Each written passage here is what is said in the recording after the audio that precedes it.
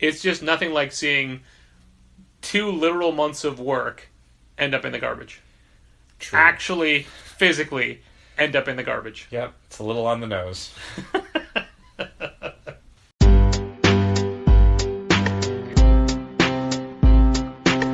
Come on and visit for any occasion. Don't keep patting down waiting. Comics and conversation. Keep the conversation moving along. Keep reading comics, keep your local store strong. If it's hard, then it's a job for the challengers. Comics and conversation, y'all. From Challengers Comics and Conversation in Chicago, this is Contest of Challengers. And now, here are Patrick Brower and W. Dal Bush. Literally, before I press record, the last things I said out of my mouth to you, Dal Bush, were quotes from Bill Hicks. Yep. And paraphrasing, because I don't remember them exactly. But another one is about life being a ride. And the metaphor of life is a roller coaster with its ups and downs and twists and turns. And I feel that is a perfect way to describe Free Comic Book Day 2018 at Challengers. Yeah, hopefully it was a fun ride for people who participated, be that people who attended to get some free books, the cosplayers who were cosplaying for us, the various artists who were signing and sketching for fans, everybody. We're going to go a little bit deep into Free Comic Book Day because it, again, to use the word literally, just happened. Literally. We are not basking in the afterglow, but we are definitely wading into the pool of it having just happened. Yeah, I was trying to stay really far away from a swamp or muck metaphor. My metaphor would be that we are the hollow husks that are left after Free Comic Book Day 2018 has happened at Challengers. And we usually talk about Free Comic Book Day before, during, and after of each year on the podcast. Uh-huh. And a couple weeks ago, we touched on it and talked about some of the books, with the promise of going into further detail of the books, which we never did, which we don't have to. People can show up and see the book. They're free. Fine, whatever. But there are things we are definitely going to go over because they just happened, and they inform how we decide on what we do next year. And last year informed this year, and et cetera, et cetera. But I guess if there's one clear-cut visual image that describes Free Comic Book Day at Challengers this year, it is also the image that we used in, or will use at this point, but will have used for this episode on its various platforms. And it is a photo that is not staged, it is not planned, it is not even a thing we took, it is a photo that was sent to us by some close friends after the fact. But before we describe the photo and explain it, we're going to explain, again, our philosophy on Free Comic Book Day and what it is we're trying to accomplish, and more importantly, why we do it the way we do it, which is what you would expect from Contest of Challengers, a comics industry business podcast on the Yak Channel Podcast Network here in Chicago, with your hosts, W. Dal Bush. Hi.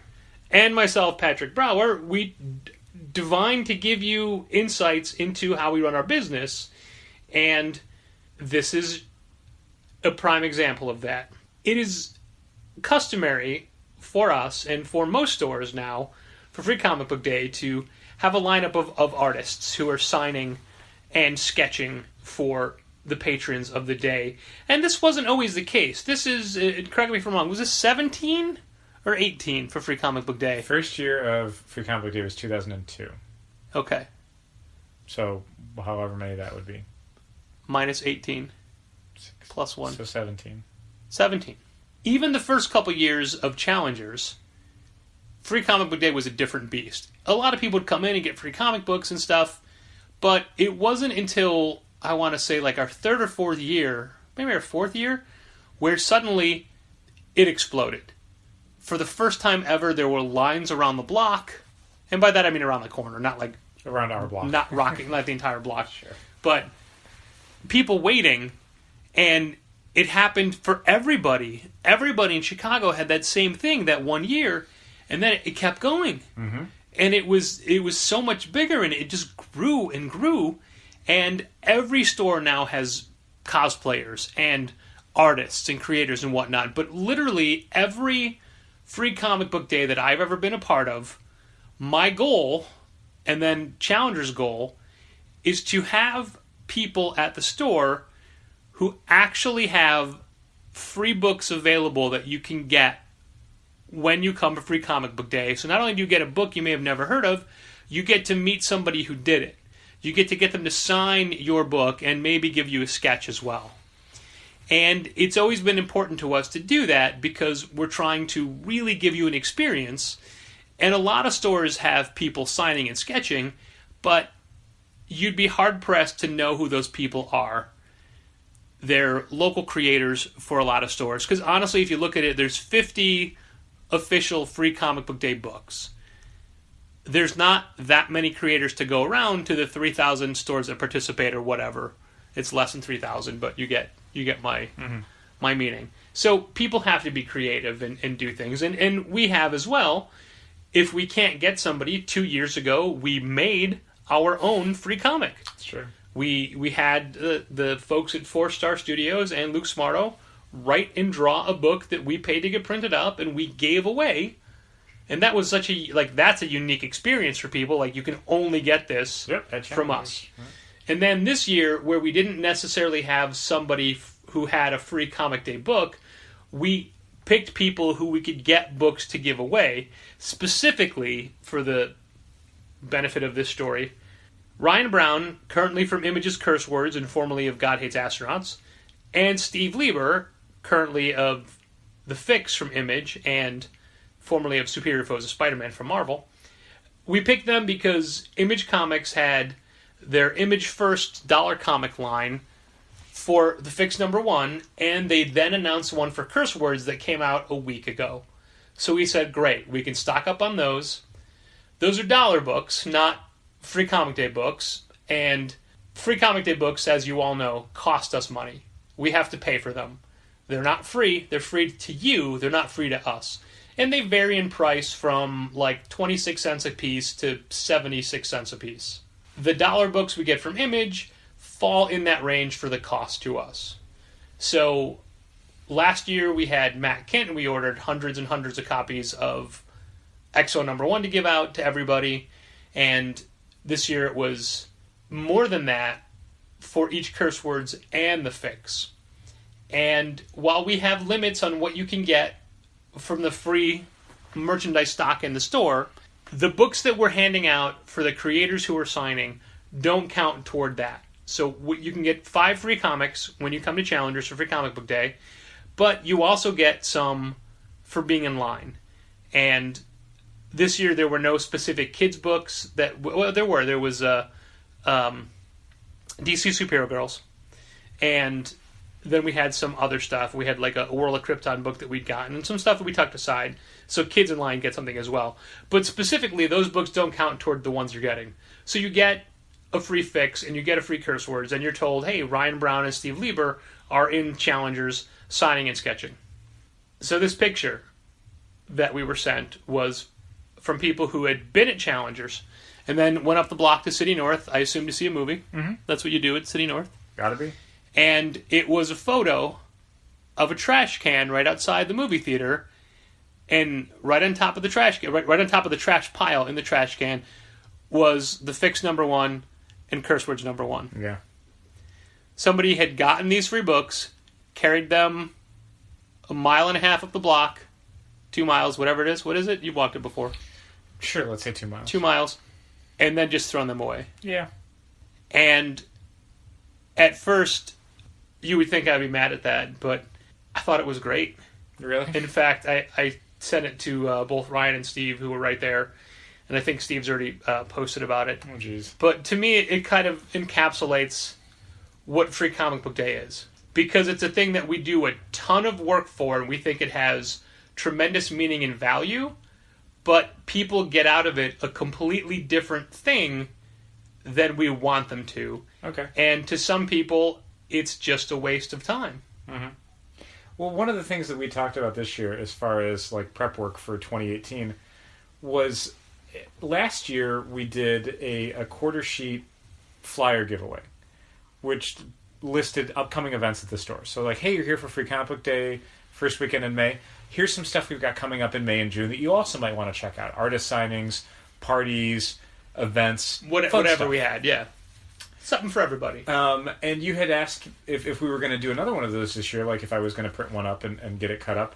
And I said no, because the one we did last year, most of them we were picking up off the floor. We handed them to everyone in line, and then they were all over Western Avenue, and they were all over the floor in Challengers, and people were just dropping them or getting rid of them, and they didn't care. So it's like, why go to the trouble of doing that again when it's just going to be a mess for us to clean up? And then we go through the trouble of bringing in a creator from Portland and having their book on hand. And honestly, that's a big point to us as well, is supporting the creator who's giving us their time by having their book on hand. Yeah. By, if we... This year we had, along with those two, we had Max Baer from a kid's book called Scally Ho, and he did the Galaxy Hero book for C2E2. And we had Zach Lehner from Junior Braves of the Apocalypse. Max is publishing his own stuff. We didn't have any of his book. It debuted here. We have it now, right? I assume he left some behind. I wasn't around. I did not for physically handle any, so Okay. I don't think that's the case. And we made sure to stock up on Junior Braves of the Apocalypse because Zach was going to be there. We definitely want to be able to say, hey, see this person you're getting this free sketch from? This person who is donating 6 hours out of their day to draw nonstop, to draw your Iron Man or your Wolverine when you don't even know who they are. Here's their book. Maybe take a look at it. Maybe pay attention to who this person is who's giving you this thing. So even though that doesn't matter, and the majority of the people that wait in line for sketches don't know who the artists are. They just want a sketch. They don't care who's drawing it. Right, but we care. That we do. And we want to show the artists that we value them. We have your work available. And I know a lot of stores, most stores in Chicago, don't do that and don't care. No. They don't. They want warm bodies there who are just cranking out sketches all day. And they might be right. They might be right, because that's what the public wants. Yep. But we value the creators more, and we have to wonder, are we wasting our time and money? Yeah, I guess the concern is that, bringing a big-name artist out for Free Comic Book Day, we would maybe be better off bringing them out a different day and just having local artists sketching for Free Comic Book Day. Yeah. I mean, that's... Or not bringing them out at all. If there's 20 or 30 people that want to meet Steve Lieber, are they going to bother doing that on Free Comic Book Day? Are they just going to go to their local store? They're not going to want to brave the crowd? And then the crowd that is at Free Comic Book Day for Challengers, do they have any interest in knowing who these people are? Or do they just want a sketch? They just want a sketch of Spider-Man or Batman. That's it. They don't... I could be doing it. They wouldn't care. Well, they'd probably care. Mine are terrible. Well, I mean, you never know. Mine are terrible. I do have a Batman drawing you did. Mm-hmm. I did a Simon sketch today. Oh, yeah? Yeah, it ended up in the recycling bin at the end of the day. Ryan Brown's cat, Simon. Yes. And I want to say that we've been trying to get Steve Lieber to come to Chicago for an event for a while. And it took a long time for things to line up, and he could not have been a nicer human being. Super good guy. Like, short of saving my life, which he didn't need to do. No. Which he would have done, though. Just a wonderful time. He was in and out. Like, I picked him up from the airport yesterday afternoon. He's already in the air going back home now. So he was in Chicago for a hot minute. Yeah, like his plane landed at 4 yesterday, and he got back on his plane at 8 tonight. So 28 hours. He was in Chicago for 28 hours. Thanks, Steve. That's it. And we went out to dinner last night with him, and we had him at the store all day today, and then immediately took him back to the airport. Just a lovely human being. Yeah. Great stories. Really smart guy. Such a journeyman talent. He's been working in the industry for 25 years. He's worked on everything. He knows everybody, but he's not pretentious. He's just one of the best experiences of a creator that we've ever had out. He's a really good guy. I'm so glad we got to have him out because, he's someone I've never met before, but we've corresponded and talked on the internet, actually, on a conference call and stuff like that. So we've known each other for a while, but never actually met in person, and I couldn't have had a better experience with him. He was so gracious with his time. He was willing to draw the whole time, and like he got up to take a quick break, and I'm like, how you doing? You comfortable? And he said, it's not about my comfort. It's about making people happy. It is a little bit. Right?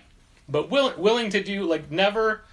he was on the whole time. Always a smile, always, how are you? Because he knows what it's like to be a fan and to meet a creator. Sure. And he wants to have people have the same positive interactions with him that he's had with other creators. And he harkens it back to when he met Marie Severin when he was young, and she did him a sketch of Doc Savage. Oh, cool. And it's such a great memory for him. He wants other people to have that memory with him. Sure. And he had a great quote about wanting to do comics, and he never really thought he could until he saw Stan Lee was a guy who was doing a lot of comics. And then he learned Stan Lee's name was Stanley Lieber. And he said, if Stan Lieber can do comics, why can't Steve Lieber do comics? Yeah. And guess what? He did. Steve Lieber can. And he can do great comics. But, as Dal pointed out, I don't know, 80% of the people that showed up and got sketches didn't know who anybody was sketching. I feel like 80% is low. Okay, I was trying to be generous. I mean, let's be real here. So it means a lot to us that these people walk away with a signed Curse Words #1 by Ryan Brown or a signed Fix #1 by Steve Lieber. Yeah, and we like being able to say, like, hey, these are big-name creators from Marvel or DC or Image or Dark Horse or Valiant who are going to be here at Challengers on Free Comic Book Day. But, I mean, I honestly don't know if it matters or not to the people attending. Dal and I had a long talk last night about Free Comic Book Day, and each year it sours me on it a little bit more. Yeah, you were... each year, it takes less of the day for you to be sick of it. Oh, yeah. Like, today was the earliest I've ever seen, and it was... I don't even think it was noon. No. And you were already, like, so angry. Well, so it's like, oh my god. Usually it's external factors that cause that. This year there were a lot of internal factors as well. Okay. And I want to, before I go any further, I want to say that we had a good day. Yep. We made a lot of people very happy. And part of our conversation last night was Free Comic Book Day, in its creation, was to get people into comics as a lifestyle. And what it became immediately was to get people into the store one day a year. Yeah, for a day. And we still try so hard to make it a thing where people come back to, but they don't. And it's people we see once a year. Fine, we talk about this all the time. But we, especially this year, I was trying to embrace the concept of focus on the people that are here, give them a good experience. Yeah, man. That's Most it. of them, when they show up, are excited. Like, they are thrilled to be at a comic store on Free Comic Book Day. Just get on that wavelength. Like, be there with them for that. And that was my goal, and that wavelength turned out to be a frequency I could not tune to. I'm sorry. And it's so hard to look at the amount of effort and prep work and physical effort on our part, and knowing how much from ordering the books to loading them all in my car, bringing them to the store, unloading them, checking them all in, all the thousands and thousands of books. I checked in every single issue and organized them and put them aside and built completely disassembled the room. Like, I did all that work. And then you put all the books on the shelves and you organized everything, and together we converted the store into what it is. And it's so much work just to see the lower common denominators of greed just devour what we have like vultures, and then look at us and say, where's more? I don't know. It doesn't bother me. I see maybe next year I'll run Register. All right. And if that's going to help, you'll see how much it bothers you. I mean, I take it as given. Like, these are things that I'm not... See, that's just it. I don't. Once upon a time, I was surprised by that, but that was... You and I have both done... Every single one. Individually and together, every single Free Comic Book Day. And the first couple years, it was like, you know, again, you kind of go in with that Joe Field mentality of, like, we just need to bring people in the store, and then once they experience comics, once there's no barrier to entry and they can just read a comic book, they're going to be won over. And then you find out, like, no, for most of them, like, they go there the one day and they get their stuff and they buy some stuff, but that's it. They're not coming back next month or a month after that. They'll come back next year. I didn't know that most of them, we were their second or third stop out of, like, 7. Sure. Some people make a day of it, especially in a city like Chicago where there's so many comic shops. And a day like today, which is beautiful out, you can hit a whole bunch. That's fun for them. And these are things that I'm familiar with that behavior and that mentality, and it doesn't, getting mad at it is, for me at this point, like getting mad when it rains. I don't know, man. Me being mad isn't going to change it. It's going to happen, and so either I find some way to be okay with that, or I'm just going to make myself angry for no reason. You say it like it's a switch you can just turn off. It was something I had to, anything, not to take this off the topic of comics business retail podcast, but any of your Speaking of Transformers, any of your behaviors, you can transform. It all it takes is an awareness and a willing to work on it. Like being able to say, look, I am getting mad at this every time. It's nothing I can affect. My anger, my disappointment does not make any change, material or emotional, other than to my mental well-being. Like, I don't like that. I don't want to see that in me anymore. I don't want to be getting angry at something that I have no control over. Sure, which is why you don't hear me talk about people not putting the toilet paper on the rolls anymore, or people not cleaning the toilet bowl itself at the store, or all these other small things that I've had to give up. Just stop being mad about those. You can't affect it. So that it's that, but apply that to Free Comic Book Day. Yeah, but I'm saying I can't do it to everything. Okay, then I don't know what to tell you. Tell me that everybody is greedy and they shouldn't be. I guess I don't see as much greed in it. I guess I get that people are grabbing stuff and they're taking stuff. But it's Free Comic Book Day, and that's going to be an element of any time you do giveaways. People are always going to feel like they have to rush to get them and that they have to get theirs. And I mean, I guess I wish that weren't true, but I don't hold any feeling that it's going to change. My day is largely just repetition. It's just standing behind the counter ringing people up. Most of the people that I interacted with were real enthusiastic and grateful that we were doing the event, and excited about comic books. I mean, those were all super positive things. We had a great group of cosplayers working with us today, and I feel like they did a better job of representing the store than everybody inside the store did. And they were very good ambassadors, absolutely. Yeah, and they all, we had a great variety. We had Psylocke, we had Night Out Deadpool. I just made that up, by the way. Deadpool with a vest and a bow tie and a top hat. It's good. And we had Rocket Raccoon, but from the Guardians comic book, not from the movies. So he was in the blue jumpsuit. Yep. The Abnett and Lanning style Guardians outfit. Yeah, so great. We had Moon Girl and Devil Dinosaur, and Devil Dinosaur was being roasted alive. So Devil Dinosaur took a break and became Star-Lord. It was a surprisingly warm day in Chicago. It was over 80 degrees for part of the midday. And yeah, that costume was not built for outdoor heat. And we very briefly had a Jessica Jones who, in real life, is battling cancer and had just gone through chemo this week, so she was not really physically able to be outside with everybody all day. Still came out, though. But Total still trooper. came out. Yeah, wasn't going to miss it because she's been with us for the last couple years. Yeah. And that was pretty amazing. Absolutely. And just the way that the cosplayers who are the line management and giving the rules and directions and really just the first face of the store, so great. Yeah, for sure.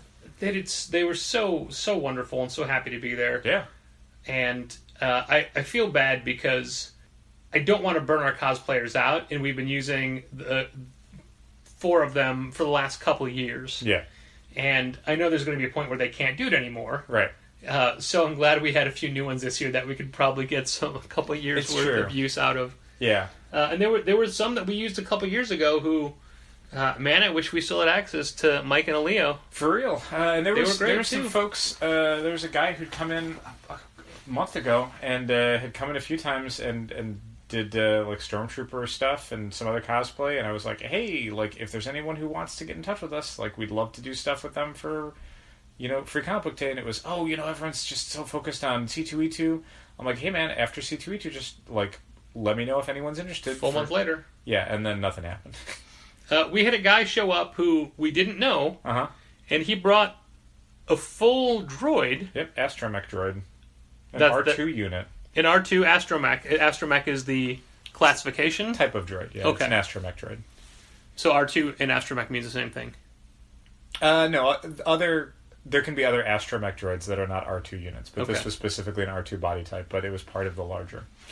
I feel so bad for... Well, I mean, I had a deeper question. Is that based off of the black and orange No. painting? Or anyway, it was full remote control and had all the noises and everything. When I say astromech droid, it's because the specifications and the skill set of an R2 unit is in the larger astromech basis, where So- it's more to do with navigation and computation and those sort of things. Okay, but so You plug it into a R2s are back of astromechs, but not all astromechs are R2s. Correct. Gotcha. So it was an R2 body type. Yes. An astromech because you plug it into the back of like an X-wing or something, and it can calculate jumps Sure. to hyperspace and all Okay. that sort of stuff. But that was pretty great, and it was outside for quite a while. Mm-hmm. Just hanging out and taking pictures and things. We had a few more things we wanted to do, with but the beeps and the bloops and everything. that's right. It was great. We had a few more things we wanted to do outside, but it was too windy. Yeah, we originally wanted to have the Challengers backdrop so people can have photos in front of it, but it would have needed to have been secured on all four sides to avoid blowing away. It was just not happening. And then we had a Stranger Things display that we had back on Halloween that we were going to trot out for people to use, but because of the configuration of it and the way Western Avenue's a wind tunnel, it did not last very long. And if you've ever been in Challengers during a windstorm, you hear how it just howls like a banshee. Yeah, As just the straight wind- down a north-south street Yeah, like that. it tears up or down the block. It's amazing. In a horrific, we're all going to die kind of way. Pretty much. Last year was a Free Comic Book Day that felt slower than the other couple of years where they've been insane. And even this morning, I drove past the store on the way to get Steve Lieber from his hotel at about 10 o'clock, and there were like 3 people in line. Yeah, I got to the store at 9:30-ish, and there was one person there. Yeah. And when we got back with Steve Lieber, line around the corner. Yeah. Which is usually what happens. People have asked before, like, how early do I need to get there? And it's like, if you get there by 10 o'clock, you're not going to deal with much of a line. And there are stores that we know that have people that line up days in Yeah, advance. Wednesday night people were posting photos of... Tuesday was it Tuesday this year was the earliest? Like this one guy who was determined to be first in line. Oh, okay. And I remember you showing me stuff Wednesday night. Okay. Yeah. That's still way too early. It's nuts. And I don't know if these stores are giving out gold bars. But even then, I'd be like, I don't know, man. It's 3 days. 3 days of waiting in line. Like, I don't get that. I don't know what it would take. If But someone tried that outside Challengers, I'd just be like, don't. Please just go home. Come back Saturday morning. yeah, If you want to come back Friday night, I don't know. That's fine, whatever. But after we close Friday night, yeah, we don't want to see it. anytime after 7 o'clock Friday night, whatever. But before that, no. Please, please don't do that. The whole point of what we were saying is I think we give people a pretty great experience, but it's not worth camping overnight for. No. I guess part of what I was trying to say before was I think we go well above and beyond a lot of the other stores, but people don't react to it as such. Yeah. Which they don't have to. But I wish they understood what we were trying to do for them. Yeah, it's some of this falls under the same umbrella as a lot of things we'll talk about, where we want to do certain kinds of events and we just don't get the kind of support from Chicago that we would need to keep doing them. So as much as we think they have value or that we think that they're smart business decisions, like Chicago will keep telling us, nuh-uh. So then it's like, do we keep banging our head against that wall? Do we keep doing it anyway, thinking like, no, this has value? Or do we listen to the community and go, okay, fine, we won't? And I was also surprised by how many books we had left over this year. Yeah. We didn't order more. We ordered a little bit less than last year. And then you add the fixes and the curse words on top, but those don't count because those don't make it to the shelf. Everyone's getting those. You're getting them no matter what. Those, yeah. And we gave all those away. Every single one of those we got, save for the ones we would find randomly put on shelves around the store. Or people would just drop them. Or put them in trash up the block. Exactly. I like the ones where they dropped them in the store because at least those we can resell. Yeah. But the ones you put in the garbage, thanks. That's $1. $1 of ours. They just were like, nope, done. But like this is the first year we didn't run out of the big Marvel or DC books. It's true, yeah. Last year was, I think, Secret Empire, and we needed to get a couple for people who added the book later and were like, I need that 0 issue. Okay. But like the books that I was most excited for, Barrier and Shadow Roads, we have a ton left over. If you didn't get one on Free Comic Book Day, stop by the store. Let us know. And also, the pay version of Barrier number 1 and number 2 come out this week. Yeah. And I'm starting to think we have way too many of those. Maybe, but we'll be okay on those. Yeah, we'll see. We had... I looked at the start of the day and I thought, we've got very little restock. Yeah, usually we've got a bunch of boxes of stuff that we can throw out there, and this time we had Remember when we would hold... Barrier, we had a couple? We used to hold 30% back to replenish the shelves at around 2 o'clock. Sure. And there's some days we're running thin, we got to restock. No, we got to wait till 2 o'clock. Now we just put everything we can on the shelves. Yeah. And then if we see what happens. Yeah. They were we kept filling empty spaces by moving books around. But yeah, I was very, very surprised by how much we had left over. Mm-hmm. And I can't help but wonder. I mean, that's just because we don't have as many people, because we've had a limit of 5 for a while. Yeah. And honestly, 5 is on the high end of what people give out. There's some stores that will double the amount if you're in costume. Right. And I got to be honest, we didn't have that many costumes today. No, I was going to say, we only had... I saw a few first thing, and then a couple later on, but for the most part, yeah, it was a very small amount of costumes. I doubt it was more than 10 the entire day. And I really wonder what the other stores get out of doing that. There was a store in the suburbs that was giving you 20% off your purchase if you're in costume. How does them being in costume benefit your store? Yeah, I don't understand it. Unless you are taking pictures of everybody and social mediaing the crap out of it. Even then, I don't know if that's worth 20% off. We were very sparse in our picture taking because we were all super busy running the store. Yeah, that's the main thing. Although it was a very active day for the Dogs of Challenger Instagram page. It had at least 3 posts, if not more. I would normally think we would store those up, but I don't have access to that page. People are very excited about dogs. Yep. Yeah, they are. Yeah, they are. And we had 2, I was going to say 2 dogs, but we had a dog and a rat koala platypus represented today, plus everything Max Bear draws. Yeah. But, of course, we're talking about Pretzels, the police dog from the Fix. He's so adorable. We're looking at a little stuffed version we bought for C. Lieber's table. Yep. But he left behind, so he's mine now. Yeah, that poor dog. Thanks, Toys R Us going out of business sale. Which we would have bought at Toys R Us anyway, because we were looking for a beagle. It just happened to be on sale. I'm surprised by how many books we have left. We don't have everything left over. No. We don't have every title. And there was an Aftershock title we didn't carry called Replay that several people asked for. But we don't carry everything. And Lizzie had said, how do we decide on what comics we're carrying? A few people asked about the Berlin issue. Yeah. Yeah, that's true. We were just like, no, it's okay. Yep. Yeah, I think I might have told someone on the phone that we had it. You did, which led to a bit of a confusion at the counter. Whoops. I guess was that D&Q? It would normally be, yes. So I assume it was. Okay. I might have confused it with the Fantagraphics World's Greatest Cartoonists. Sure, okay. What have you. But yeah, Berlin is a book that we stopped carrying single issues of, so yeah. That's my fault. I should remember because I'm the one who did the initial orders for the Free Comic Day books. Yeah, something like that. Yeah. Sorry about that person. And then Donovan had fielded a phone call about somebody who was, I guess, very angry that the short box they bought wasn't the same brand as the ones they bought previously. Yeah, because it was not BCW, it was a different brand. Like the sizes were slightly off. Yeah, well, which we had never promised. So we have no control over that because the supplier we get our boxes from can no longer get BCW boxes because BCW doesn't sell to them anymore. Right. So to get BCW boxes is a tremendous of extra effort for us now, which would make the prices go up considerably if we were to have to order them from BCW direct. Yeah. And while I'm not saying we'll never have them again, I'm saying that when we get them, it is considerably more effort to stock the BCW boxes than it is to stock the regular boxes we have now.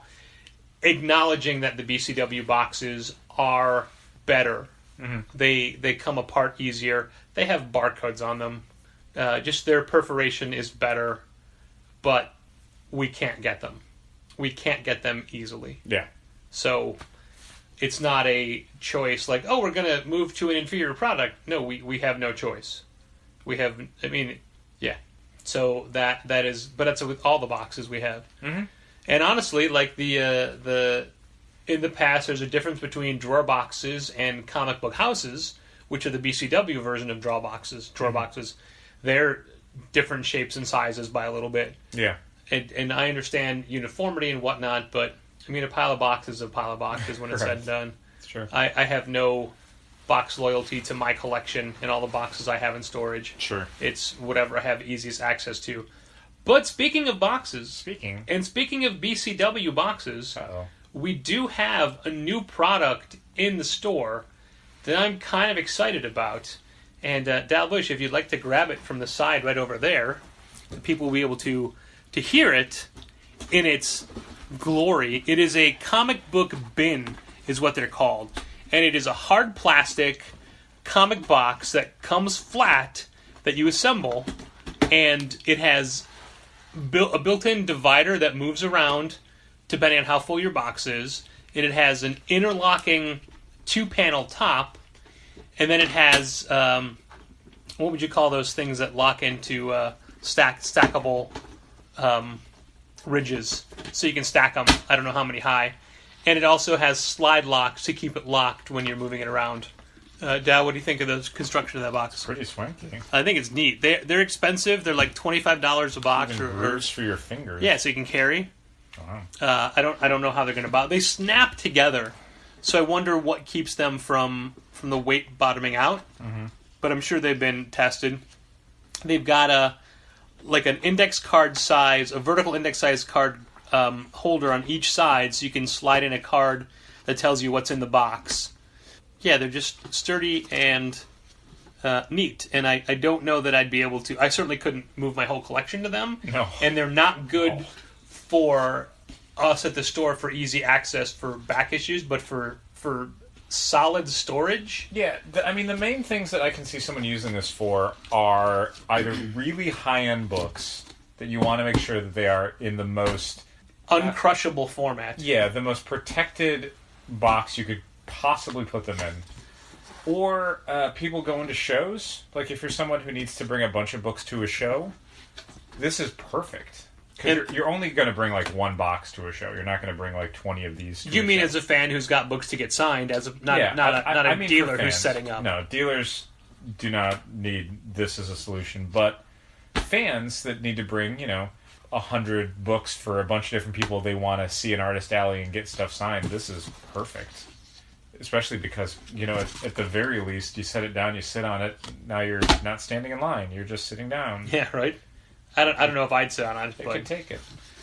The neat thing is that the two-piece lid is hinged, so they just fall down to the side out of the way. Yeah, you don't have to worry about putting it down and forgetting it or getting it stepped lid on. Going somewhere else. Yeah.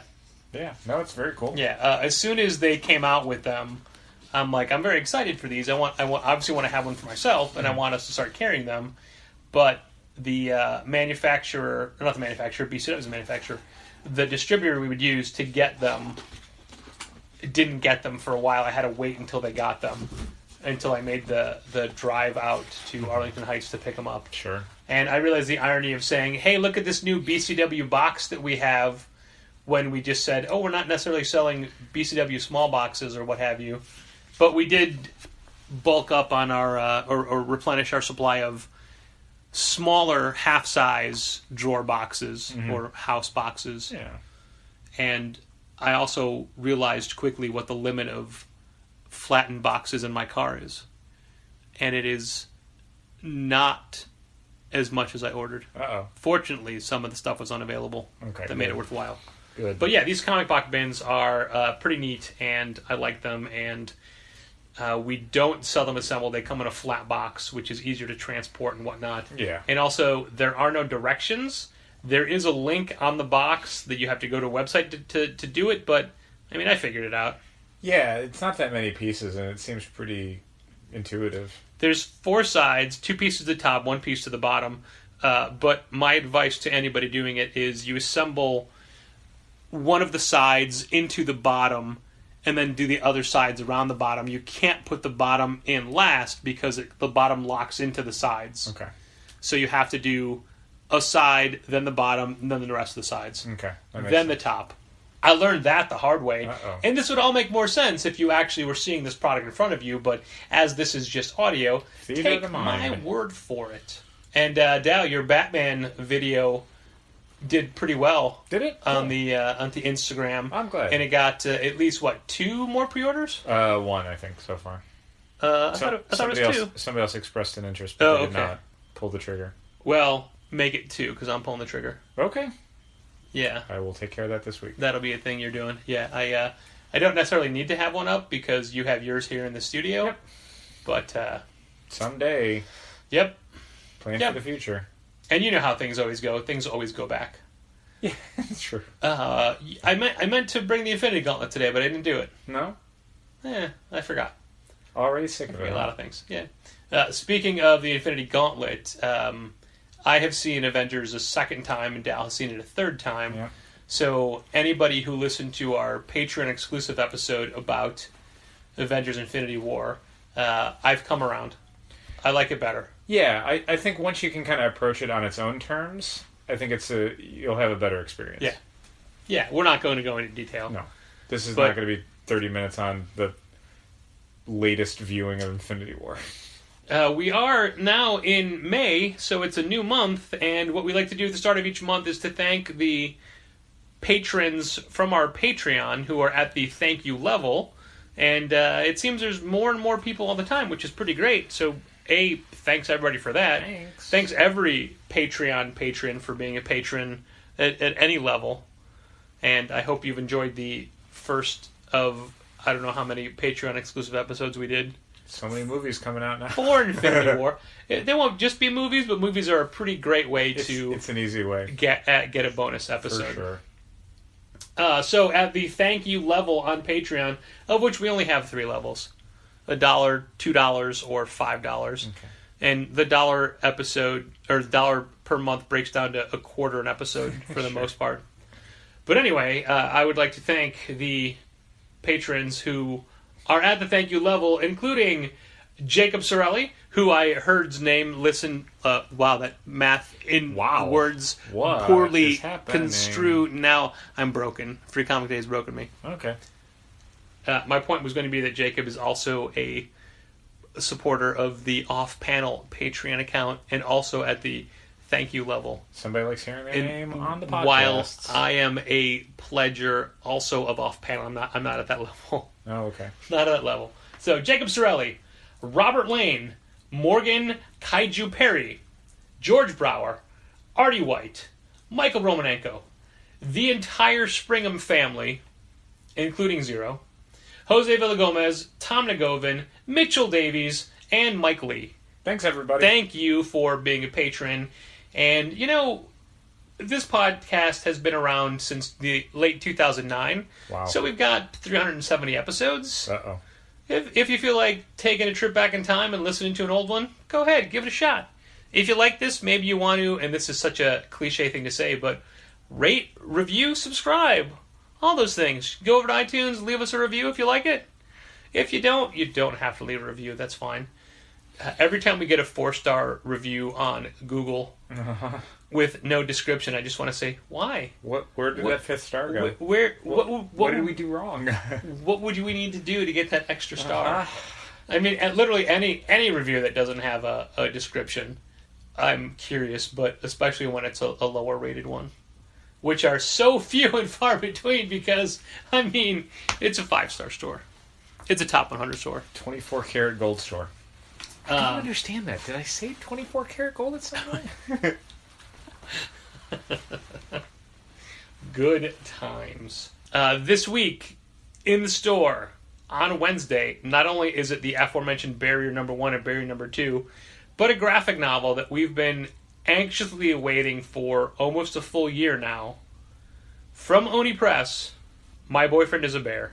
Yeah, finally out. Super excited about it. It is literally about a woman who thought that she was done with love until she meets a bear. A giant bear. An actual, like, bear. He's not a cartoon bear. He's not like a Yogi Bear. No, He's a bear. Bear. Oh my God, he's a bear. Yeah. Very excited for this book. I feel like we've underordered already. Well, we can always add some more Right? someday. And I feel like everybody's going to want this book. I mean, how much had I talked up Be Prepared, and we weren't. We were not ready for that book because people started buying it like crazy because it's so good. It's so good. And now that it's getting more and more acclaim and more awards. And we just got in this book this week. We're ending soon because I can't speak anymore. We just got in this week a book that we didn't realize had come out, and it's already gone already, and I think we need to get a bunch more. Yeah, we'll get some more. But we have to go through different channels. It's by the same husband and wife team that did Beautiful Darkness, and it was called Satanica? No, it's like Satana or something. I honestly don't remember the name of it. Okay, so like Satanica. Yeah. Just less Satan-y. Less More... Glenn Danzig-y. Yes, correct. Yeah, we'll be getting a bunch more copies in. Yeah, I never got a chance to even look at that one. Me neither. It was a bad week to have something like that drop for us because it was just so busy the entire week. I got to say, though, it was pretty neat to have Steve Lever walk the new release wall and comment on the diversity of what we were carrying. Yay! And picking out books like that saying, oh, I didn't know this was out yet. And I'm like, I think it might have already come out. It came out months ago. Yeah, we missed it. I'll tell you why we missed it, because NBM. Yeah. That's why I missed it. Similarly, that is 100% why I missed it. We sold a ton over the last couple years of Guerlain Dior. And that same artist had a previous book, a Marie Antoinette book, that we had completely spaced on because it was NBM, and we don't pay that much attention to them as a publisher. So I went back and it was relisted, so I'm like, I will definitely get a copy of that, thank you. I fully admit that I've started to follow more of their Charms line. Sure. Because it's more sidekicky and more all-ages-y. I don't know why I just thought of this, but I was very impressed. I usually am with how quickly the story gets reassembled after Free Comic Book Day. One of the advantages we have of the last few years having most of the same crew, obviously, every year one or two people isn't in town or is back in town or whatever, is that the kind of beginning and end of day stuff they know really well.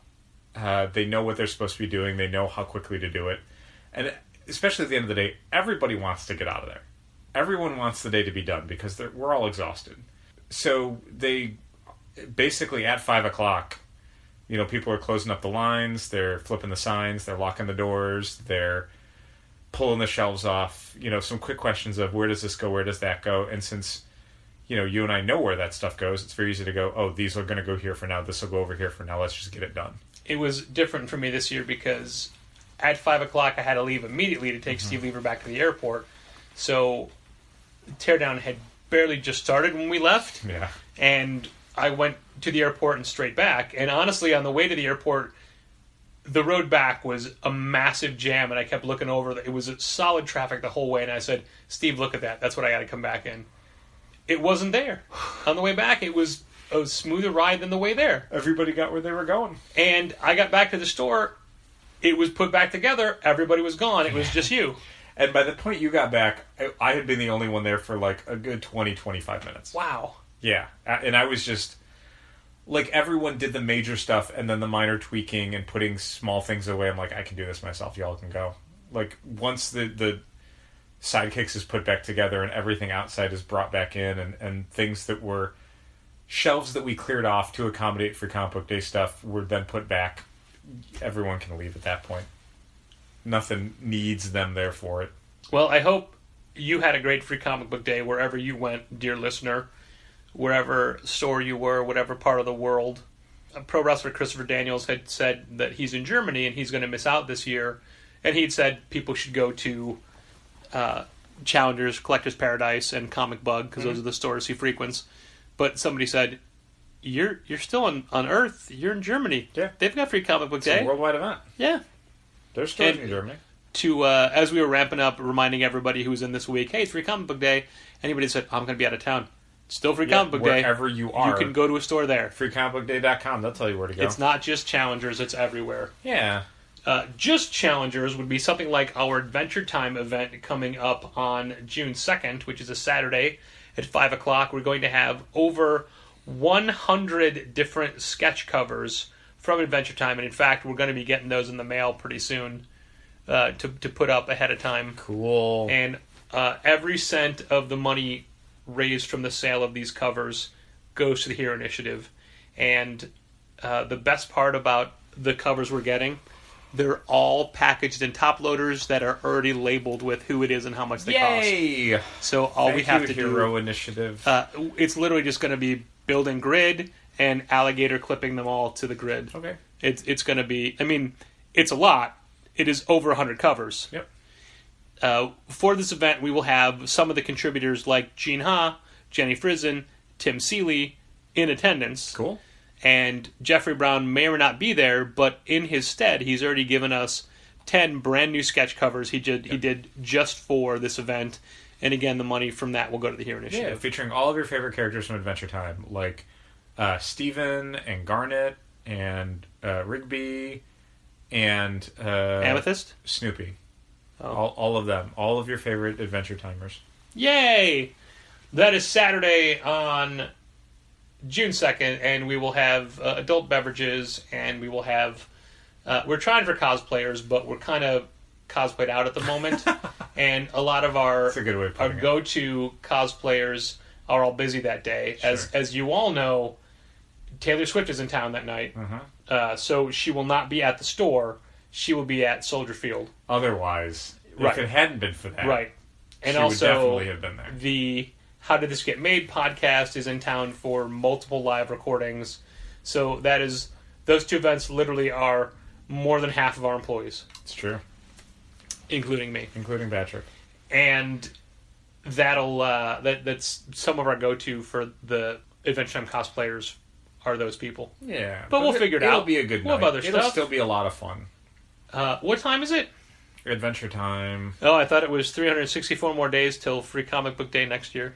Yeah, that might be right. I haven't looked at my calendar. Which but that is, sounds right. you and I talked about this already, it's May 4th next year, so Marvel better do a Star Wars comic or they are missing Star Wars. the biggest opportunity they've had. Yeah. Because I feel like 7 or 6 years ago or 5 years ago when it was May 4th last time, May 4th wasn't as big of a deal as it is now. Oh man, now it is. Right? That's what I'm saying. So much Star Wars, not news, but I guess sort of news dropped on May the 4th this year. Like a bunch of different, action figures and statues and all sorts of little things were announced. Solo And then tickets went on sale The Han Solo movie tickets went on sale. at midnight or something, right? It was midnight Eastern time, so it was 11 o'clock Central time, Okay. which means I could immediately get them. So thank you, Regal Cinemas, for sending me a notice that Star Wars tickets were on sale, even though I didn't buy them for your theater. It was still helpful. I mean, that time. Yeah, I mean, usually what I do for Star Wars and Marvel movies is I will go see it Thursday night for an early release, and then I will go Friday in the afternoon to the Regal City North to just go see it. Because I usually want to see that stuff more than once. And the second time could be a 2D screening, or it might be a 3D screening, or it could be a 3D IMAX, or a 2D IMAX, something. Yeah, we did Infinity War 2D IMAX for my second viewing. Yeah, which I highly recommend if anyone gets a chance. One of the things about IMAX movies that bugs me is that oftentimes they are letterboxed, so you're not getting the full experience. Sometimes for some scenes they might shoot them with the IMAX camera, so Like it'll for break Civil out War, to it the was whole... the airport fight scene. Yeah, so it'll break out to the whole screen. And a bunch of stuff in, I think, Guardians of the Galaxy had done that, where even the non full screen parts, they would have elements that would, like for the 3D parts, would break out of the letterbox. But then it would go full screen for certain sequences. That was how Ragnarok was, because we went and saw that at the IMAX on Navy Pier. Yeah. And it had a lot of that. Yeah. For the 2D IMAX Infinity War, the whole thing was shot with IMAX cameras, so it was gigantic and it looked great. Really high definition and just, a huge immersive image. I remember, I think it was Spider-Man 2, the Tobey Maguire Spider-Man. Mm-hmm. Erica Williams-Tully and I drove out to Woodridge to see an IMAX version of that. Wow. Yeah. Because it was, there's a difference between an IMAX theater or an IMAX theater. Yeah, for a while, the only real IMAX screens were Seven Bridges out in Woodridge and that was the one Navy Pier. Yep. Those were the two. But then IMAX let a lot of smaller theaters do kind of sub-IMAX screens. IMAX Junior. Where the camera is really good, but the screen is only so big. I'd heard that Navy Pier was actually doing the 3D Avengers IMAX round the clock the first few days. Oh, wow. Just to meet demand. I think I would see the 3D IMAX version of that. Yeah. Yeah, maybe. If you want to go at some point, let me know. And I guess to bury the lead for this episode of the podcast, this Free Comic Book Day was our biggest free comic book sales day we've ever had. Yeah, there was a point around hour 2 or 3 where it was I don't know, hour 1 was great, hour 2 was not quite as good as hour 2 last year, and then it just, around the middle of the day, it just kind of leaped it.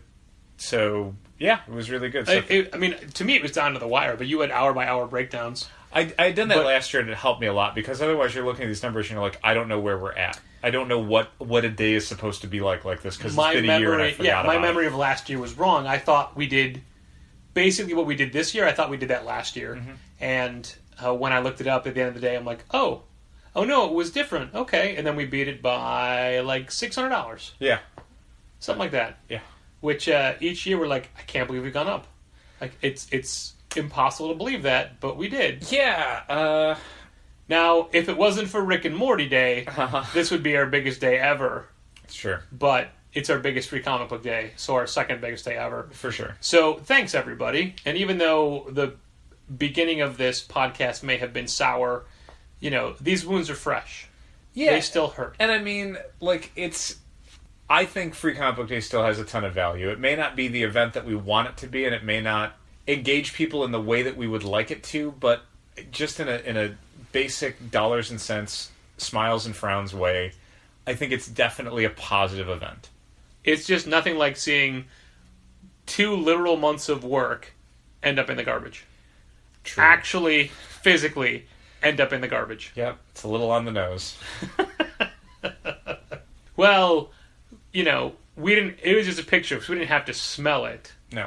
Just all you have to do is hear it. So, thanks for hearing. And thanks for listening. And keep reading comics. This has been Contest of Challengers. Thanks for listening. Keep reading comics. Challengers is located at 1845 Northwestern Avenue in the Bucktown neighborhood of Chicago. 773-278-0155. Keep up to date with new releases and events at challengerscomics.com. Like Challengers Comics on Facebook, follow @Challengers on Twitter, and help fund this podcast at patreon.com/challengers.